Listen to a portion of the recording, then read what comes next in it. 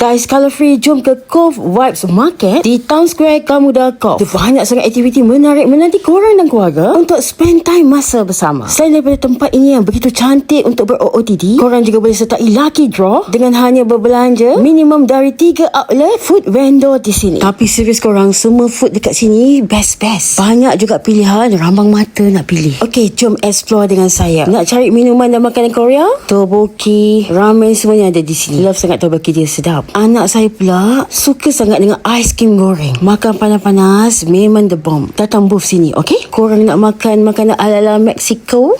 Nachos berkeju dan ayam goreng pedas ala Korea, korang boleh dapatkan di sini. Ya ampun, ini anak-anak saya memang makan berebut. Sedap. Ada juga pelbagai dessert, ayam bakar dengan nasi. Selain daripada goreng-gorengan, ada juga bihun, miso dan pencuci mulut yang sedap ni, tiramisu, coklat indulgent.